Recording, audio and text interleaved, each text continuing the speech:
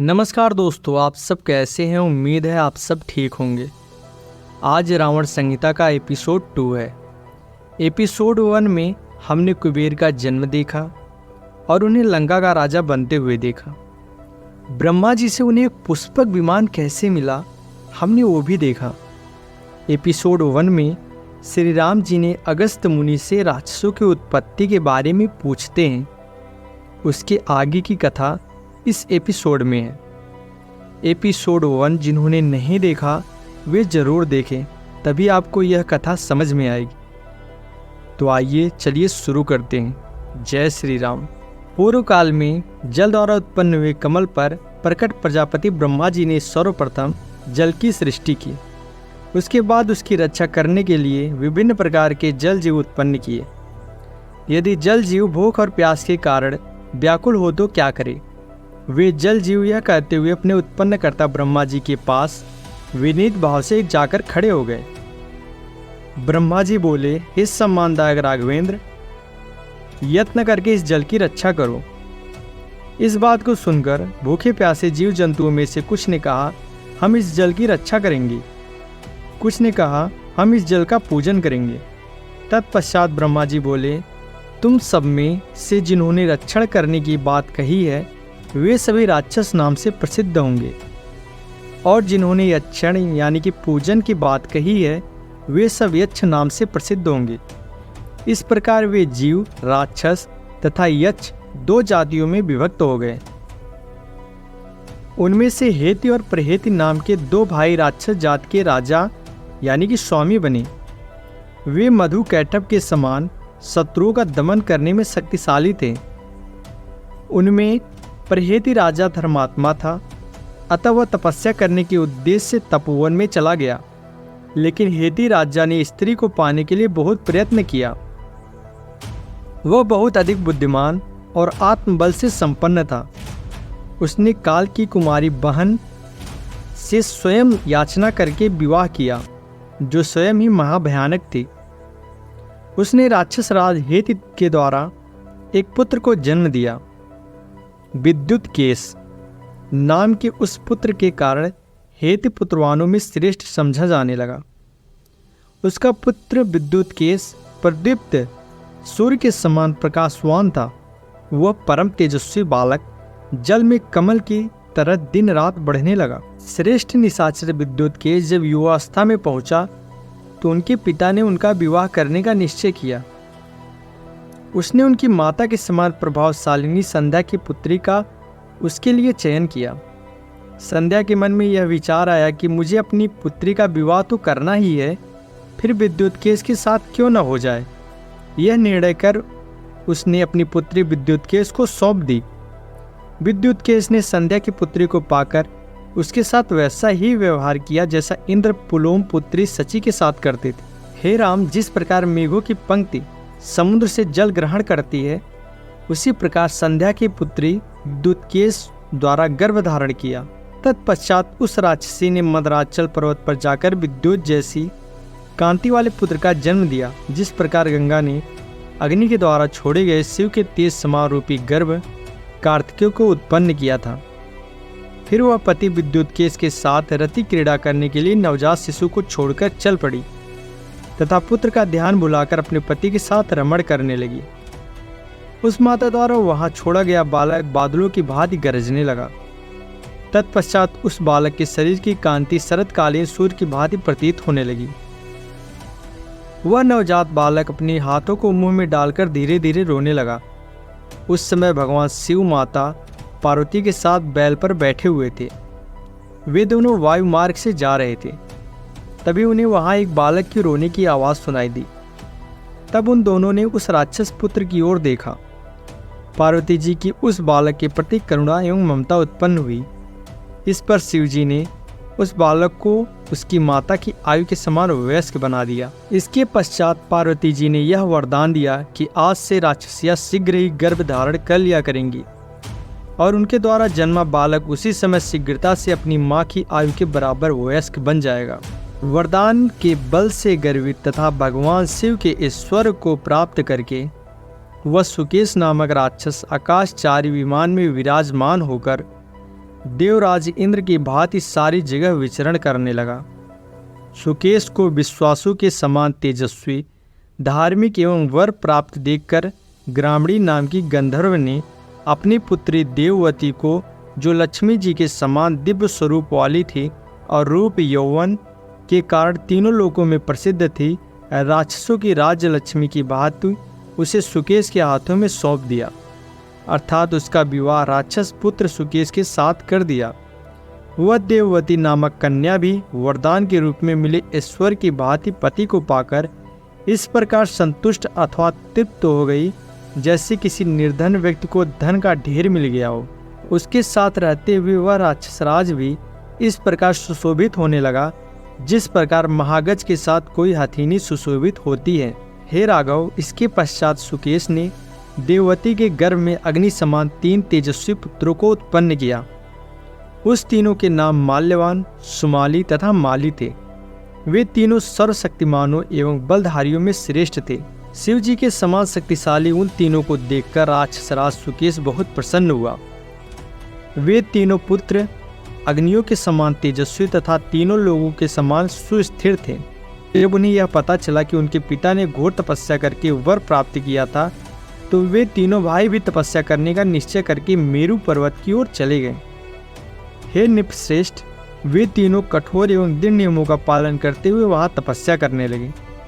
उनकी उस तपस्या से सभी प्राणी भयभीत थे। भूमि अथवा पृथ्वी पर आजर, सत्य, सम आदि से युक्त होकर घोर तपस्या द्वारा उन तीनों ने देवताओं, असुरों, मनुष्यों को संतप्त कर दिया। उस समय प्रजापति चतुर्मुख ब्रह्मा जी विमान पर सवार होकर वहां पहुंचे। उन्होंने सुकेश के तीनों पुत्रों से कहा, मैं तुम्हें वर देने के लिए आया हूँ। यह जानकर वे तीनों पेड़ों की भांति कांपते हुए बोले, हे देव, यदि हमारी तपस्या से संतुष्ट तथा प्रसन्न होकर आप हमें वर देने आए हैं, तो आप हमको शत्रुनाशक, अजय तथा चिरंजीवी होने का वरदान दे, कि हम तीनों एक दूसरे के अनुकूल तथा प्रभावशाली बने रहे। उनकी बात सुनकर प्रजापति ब्रह्मा जी ने कहा, ऐसा ही होगा। इसके पश्चात ब्रह्मा जी ब्रह्मलोक में चले गए। हे राम, वरदान पाकर वे तीनों राक्षस देवताओं और असुरों सभी को निर्भय होकर कष्ट देने लगे। जिस प्रकार नरक लोक में पड़े हुए मनुष्य असहाय हो जाते हैं, उसी प्रकार उनके द्वारा सताए गए ऋषि वृंद एवं चारण भी असहाय हो गए। हे रघुकुलमणि, प्रसन्नता और उत्साह से भरकर एक दिन उन तीनों ने शिल्पकारों में श्रेष्ठ विश्वकर्मा से कहा, हे महामनि, जो बल, तेज तथा ओज से संपन्न होने के कारण महान बने हैं, आप अपनी शक्ति द्वारा उन देवताओं के निमित्त मनोनुकूल भवनों का निर्माण करते हैं। अतः अब आप हमारे लिए भी मेरु, हिमालय या मंदरांचल पर्वत के ऊपर भगवान शिव के भवन की भांति एक विशाल एवं दिव्य निवास स्थान का निर्माण करें। यह बात सुनकर विश्वकर्मा जी ने उन्हें एक ऐसा निवास स्थल बताया जो इंद्र की अमरावतीपुरी के समान था। उन्होंने कहा, दक्षिण समुद्र तट के किनारे त्रिकूट नाम का एक पर्वत है। हे राक्षसराज, दूसरा सुवेल नाम का पर्वत है। उस पर्वत के मध्य में बादल के समान नील वर्ण है। उसको चारों तरफ से इस प्रकार टाँका गया है कि वहाँ पर कोई पक्षी भी न प्रवेश कर पाए। वहाँ पर 100 योजन लंबी तथा 30 योजन चौड़ी स्वर्ण 4 दीवारी और स्वर्ण निर्मित फाटकों वाली लंका नाम की नगरी है, जिसको मैंने इंद्र की आज्ञा पर बनाया था।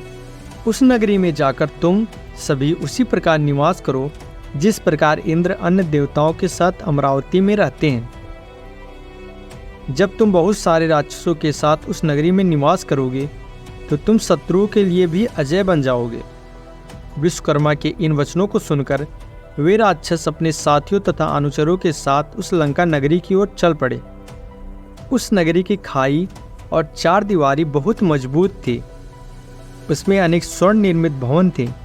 उस लंका नगरी को देखते ही वे राक्षस वहाँ प्रसन्नता पूर्वक रहने लगे।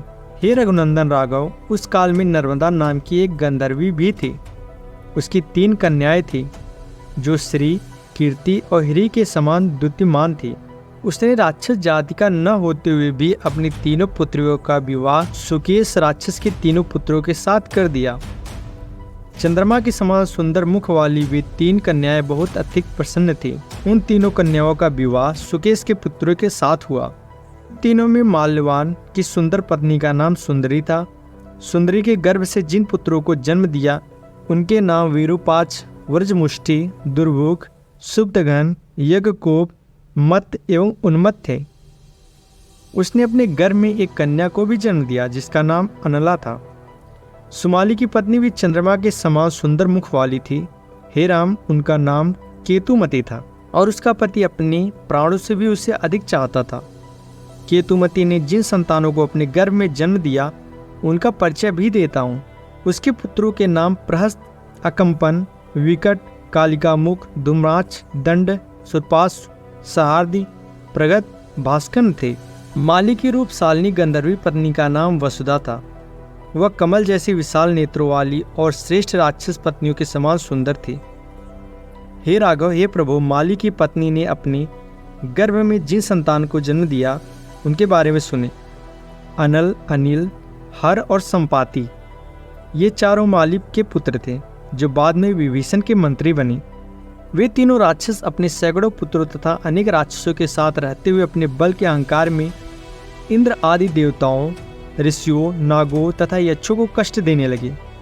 वे हमेशा वायु की तरह विश्व भर में भ्रमण करते थे।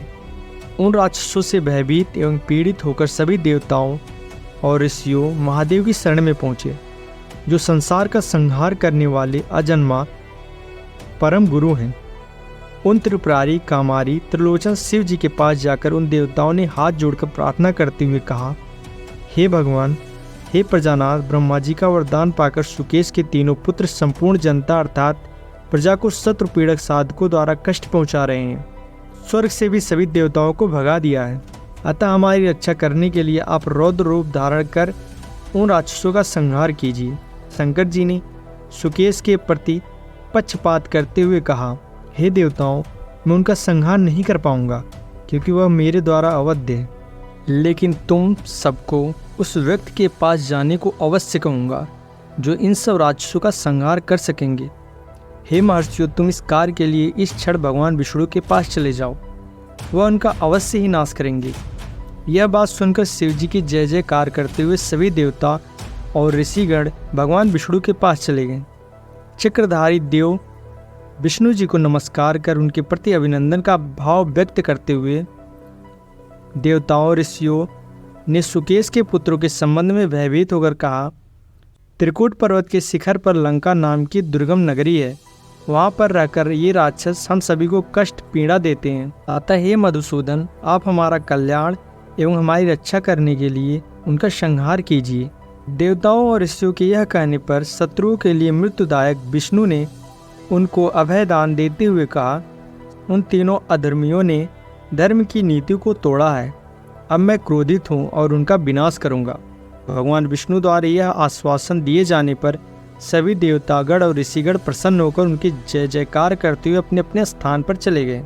देवताओं और ऋषियों द्वारा किए गए इस प्रयत्न की सूचना पाकर राक्षस माल्यवान ने अपने दोनों छोटे भाइयों को संबोधित करते हुए कहा, सभी देवतागण और ऋषि मिलकर भगवान शिव के पास गए थे हमारा संहार करने के लिए।